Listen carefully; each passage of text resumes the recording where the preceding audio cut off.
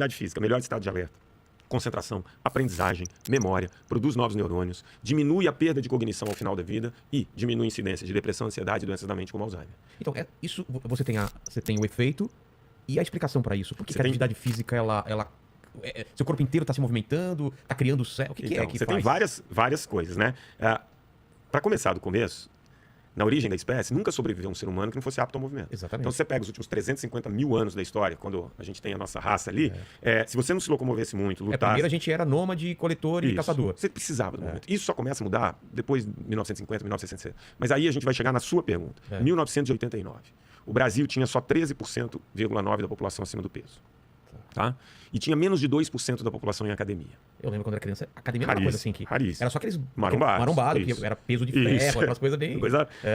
Hoje, você tem quase 8% da população em academia. E você tem 66% da população acima do peso. Olha a escalada que foi de... E é normal as pessoas quererem relacionar isso à alimentação.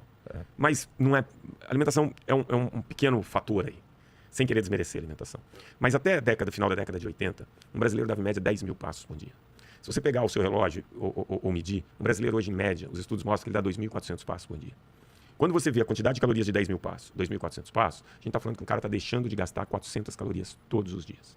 Então eu faço um desafio com quem... E não necessariamente ingerindo menos alimento para compensar isso, não está ingerindo menos. Eventualmente até um pouquinho mais. Então, quando uma pessoa fala, atividade física não resolve. Então eu falo o seguinte, me faz 90 dias, escolhe o seu jeito, você vai gastar 400 calorias por dia.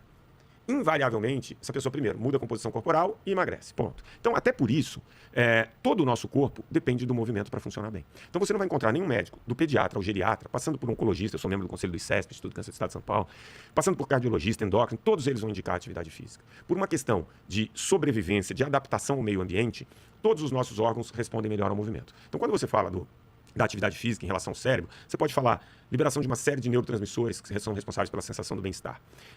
E uma coisa está ligada à outra.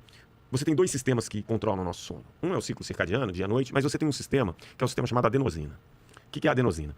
Tudo que você vai gastar de energia é uma moeda que o nosso corpo tem que chama ATP. Né? Então você gasta ATP. Sempre que você gera energia, o produto disso é a adenosina. Tá? Então quanto mais adenosina você tem, mais sono, mais cansado você fica. Então pensar gasta energia. Bom, nosso cérebro gasta 20% da energia que a gente gasta ao longo do dia. Coração bater, enfim, tudo isso gasta energia.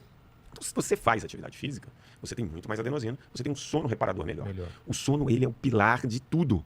Sem sono, você não tem estilo de vida. Então, pouco. Então, isso melhora muito a saúde emocional. Então, a atividade física indiretamente contribui com a melhora da saúde emocional, não só pela liberação de neurotransmissores, mas porque vai melhorar a qualidade do sono, enfim. Você tem produção de novos neurônios. Hoje é provado que você, fazendo atividade física regular, você tem neurogênese, ou seja, você começa a produzir novos neurônios. Outra coisa, às vezes, a pessoa mais velha, fisicamente ativa, até tem sinais de Alzheimer, mas você tem, como você falou, as sinapses, outros caminhos que foram encontrados ali e que você não manifesta a doença. Então, você tem um hormônio chamado irisina, né, que o nosso corpo produz quando a gente faz atividade física, que ele é muito benéfico para a saúde do nosso cérebro.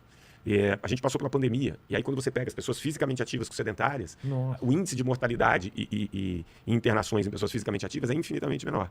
O nosso corpo tem um sistema imunológico muito mais eficiente. Quando eu tenho um sistema imunológico mais eficiente, quando uma célula começa a reproduzir errado, eu consigo fazer esse controle. Então hoje a gente sabe que uma das maiores causas de câncer, para vários tipos de câncer, é o sedentarismo.